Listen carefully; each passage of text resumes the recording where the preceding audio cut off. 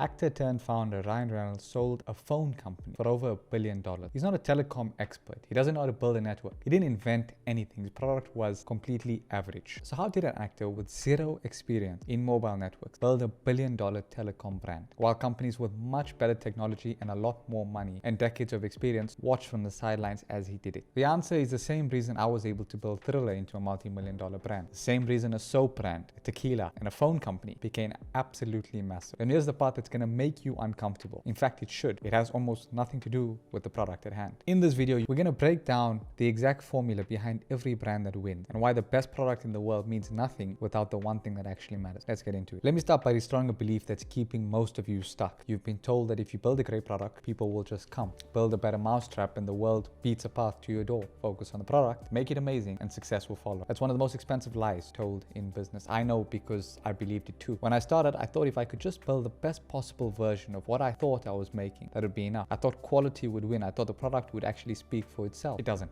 Products don't speak. Products don't sell themselves. Products sit there silently while better marketed, worse quality competitors take all the customers. Here's a truth that took me a long time to learn. The market is not a meritocracy. The best product does not win. The best known product wins. The product with the most attention wins. The product with the right audience in front of it. Once you understand this, everything changes, because attention is something that you can build. It's something that you can foster. You don't have to be the smartest person in the room or have the best technology. You just have to understand how attention actually works. Let me take you back to one of the hardest periods when I was building my first company. We were in the middle of trying to find our product market fit. For those of you who don't know what that means, it's the moment where what you've built actually clicks with what the market wants, where people don't just buy once, they keep coming back. Essentially where the product finally starts to work. We hadn't found it yet, and at the same time we were burning through cash at a terrifying rate. Our burn rate was through the roof. I'm talking tens of thousands of dollars a day evaporating while we search for the formula that would make the whole thing work. Essentially sitting in a ticking clock. On one side, the runway, the cash we had left before the company died. On the other side, product market fit. The thing that we need to figure out before cash ran out. And every single day, the gap got tighter and tighter. So what did we do? The answer is work. I'm talking 22-hour days for weeks on end. Barely sleeping, no breaks, no weekends, just relentless, brutal work, because we knew that the moment we stopped, the clock would win. And that's a part not many people talk about. The team in those early days wasn't some polished professional been together for 10 years operation. It was a bandit of misfits. People joined, people left. There was no clean structure, no org chart, no stability. It was a rotating cast of people who somehow all believed in some unified goal. Even though, if we're being honest, in the back of our heads, we knew we probably wouldn't be successful. But we did it anyways. We put in inhumane hours for something that statistically shouldn't have worked. And that relentlessness, that willingness to do what nobody else was willing to do, is the only reason Thriller exists. But here's what I realized much later, looking back. All that work on the product, it mattered, but it wasn't the thing that made us a brand. What actually made us a brand was something entirely different, something Ryan Reynolds understood from day one. So let's dive a bit into Ryan Reynolds and what he did, because it's actually one of the greatest business case studies in the last decade, and almost no one has talked about it, let alone break it down properly. So the short story is, in 2019, Ryan Reynolds, actor turned founder, bought a stake in a tiny struggling mobile company called Mint Mobile. Not a tech company, not a network he built, a small budget phone carrier that nobody was paying attention to. Here's the thing, Mint Mobile didn't own its own network. It rented the capacity from a big carrier. This was common practice. The actual product, the phone service, was essentially the same commodity that a dozen other budget carriers were selling. There was nothing technically special about it. So by the old logic, the best product wins. Mint Mobile should have stayed small forever. Instead, in 2023, T-Mobile acquired Mint Mobile's parent company in a deal worth up to $1.35 billion. Reynolds reportedly owned 35%, a stake that amounted to hundreds of millions of dollars. From a struggling, no-name carrier to a billion-dollar exit in 4 years. How? Attention. Pure, weaponized attention. Reynolds didn't bring a better network. He brought something far more valuable. He brought a face. He brought a voice. He brought millions of people who already knew him, liked him, trusted him. And he brought a marketing style, those fast, funny, self-aware ads. They made a boring phone company impossible to ignore. He took a mediocre commodity product and wrapped it in a world-class attention span. And that combination beat every other competitor who was too busy obsessing over their network speeds. That's the lesson. He didn't win on product. He won on audience. He won on attention. He won on trust. And this is the exact formula I want you to understand, because it's repeatable. It's not magic. It's a formula. Here's the formula behind every celebrity brand that actually works. And once you see it, you'll never unsee it. Every winning brand of this type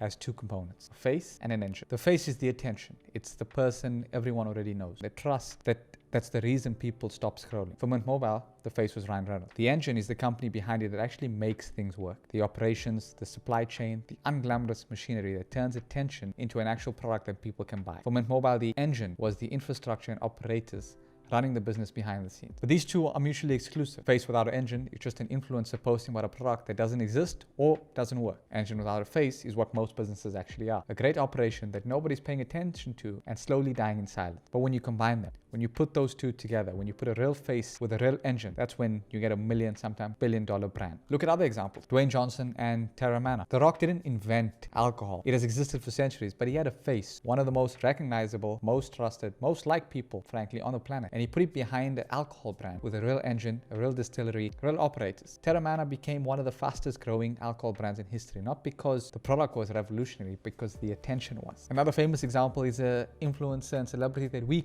work closely with, Sydney Sweeney. When celebrities like those attach their name to body care products or soaps, the product itself is just soap. There are tens of thousands of soap brands, but a face with millions of engaged followers, plus a company engine behind it, that turns a commodity into a cultural movement that no one can ignore. Same formula every time. Face plus engine. And here's why I'm telling you this, because it's exactly what we did. When I built Thriller, I understood early that I couldn't just be another marketplace. The product, buying and selling sneakers, collectibles, wasn't unique. Other people sold sneakers. Other people built marketplaces. What we needed was the face plus the engine formula. The engine was the company itself, the operations, the logistics of getting the product across the region, the authentication, the system, the machinery that most people never see but makes the entire thing actually work. That was the part we were putting in 22 hours a day. But the engine alone was not enough. We needed the face, we needed attention. So we brought in the culture. We associate the brand with the biggest names in music and entertainment, the artists, the celebrities, the cultural figures that our audience already paid attention to. We turned Thriller not just into a place to buy and sell sneakers, but a brand that lived inside the culture our customers cared about. We were selling identity. We were selling belonging. We were selling attention. And that's what took us from being just another operation to being a multi-million-dollar brand. Not because our product was fantastic, which it was, but it's because we understood that the product was only half the equation, something most people miss. The other half, the half that most founders completely ignore, is attention. Still today, if you walk into my office, you'll see a big placard over my desk. It's a quote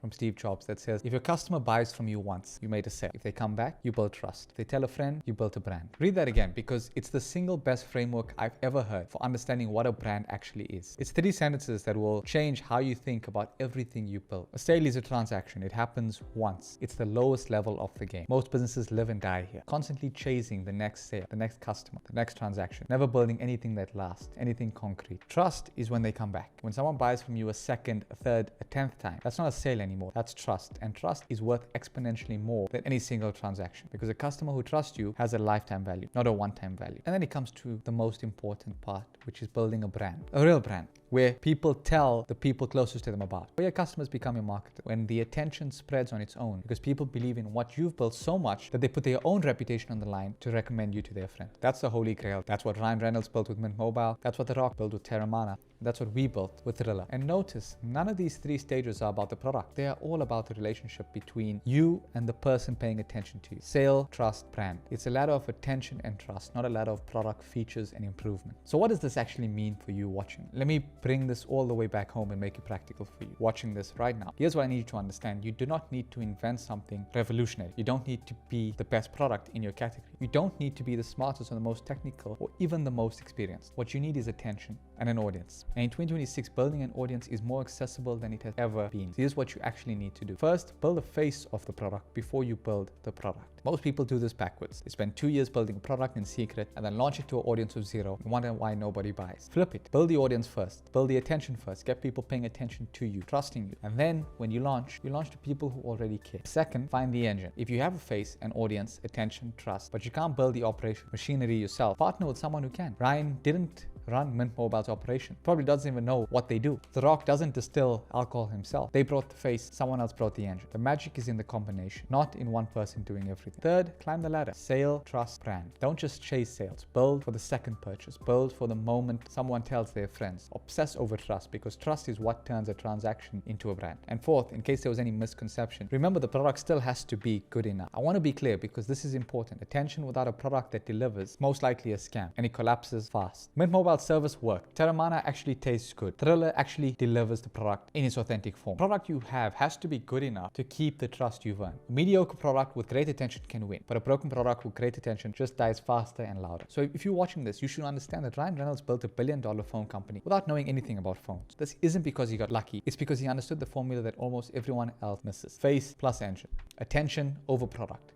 Building a brand, not just making a sale. I learned the same lessons the hard way. 22-hour days, burning through cash with a band of misfits that I call my team, building an engine while figuring out that the engine alone was never going to be enough. The day that I understood that attention was the real asset was the day that we stopped struggling and started becoming a brand. Ask yourself, what would happen if you spent the next 90 days building your face instead of the product? Building your audience, building attention instead of your company. Build a thing that actually makes brands. Drop a comment and tell me what you're building. I always love to hear new startup stories from people that watch the videos. And whether you've been focusing on product or attention, I genuinely want to know. If this video shifted something and benefited you, I truly hope it did. And just know that I'm always watching and I'm rooting for you to win.